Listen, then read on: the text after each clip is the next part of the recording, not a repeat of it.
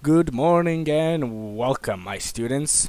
Today we'll be talking about episode 8, Zane versus Jaden. Their first duel. The first episode we actually get to know something about Zane. It's a duel because Cyrus is kinda afraid to play Power Bond because his big brother Zane told him, well, you're not too good, you are just an idiot, why are you even here?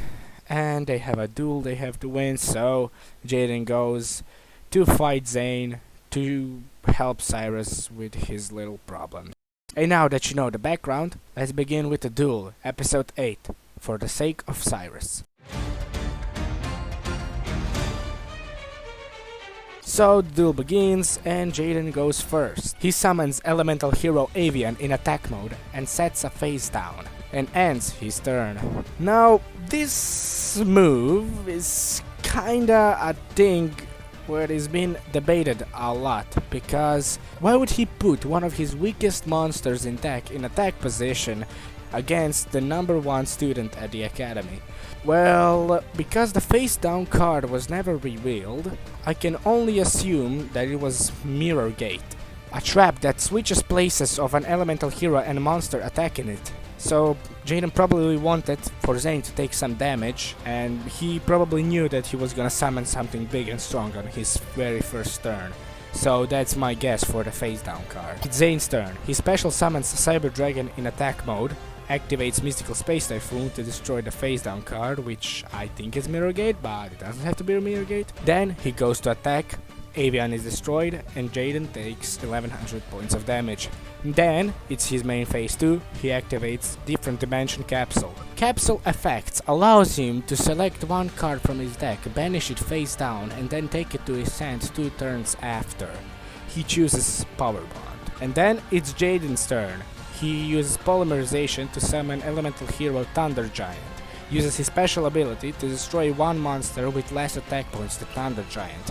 He destroys his Cyber Dragon and attacks him directly. Zane takes 2400 points of damage without even flinching. Jaden sets a face down and ends his turn. It's Zane's turn and he summons another Cyber Dragon in attack mode, then activates Monster Reborn to summon another one from his graveyard. Then he activates Polymerization to fuse 2 Cyber Dragons and summon Cyber Twin Dragon. Cyber Twin Dragon can attack twice per round, so he attacks, and Jaden activates a Hero Emergence and summons Rottweiler from his hand, which protects him from losing the duel. Thunder Giant and Rottweiler are destroyed, and Zane ends his turn. And if you think that's it, well, it's not. Zane should have won this duel at this very turn. But what happened is he didn't want to. Zane had a diffusion in his hand from the very first turn, and he could have used it now to diffuse his 2 Cyber Dragons and summon back 2 Cyber Dragons, attack him, and he would lose. But of course, that didn't happen, but that wasn't the point of this duel, to just obliterate Jaden in 2 turns. The point was to show Cyrus how to play his cards right. Rottweiler's effect activates when destroyed, and Jaden takes back his Clayman and Polymerization from his graveyard. It's Jaden's turn, and he summons Elemental Hero Bubbleman in attack mode. Because of its effect, because no monsters are on the field, he can draw 2 cards. And those 2 cards are Winged Karibo and Transcendent Wings, which, if he used, could win him the duel, but he cannot summon any more monsters this turn. He uses Polymerization to summon elemental hero Mudbowman. Mudbowman has 3000 attack points, which is enough to deal with 2800 attack points of Cyber Twin Dragon. It's Zane's turn and the last turn of the duel because the capsule activated. Now Zane takes the power bond that was in the capsule, adds it to his hand. Then Zane activates Diffusion and defuses Cyber Twin Dragon into 2 separate Cyber Dragons.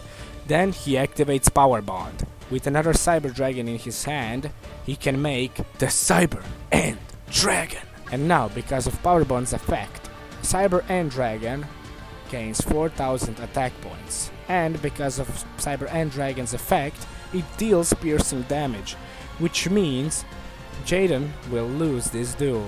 and as he does. And then Zane attacks. It's pretty cool attack, and Jaden loses the duel and loses 5000 life points at once, but it was more than enough for him to lose.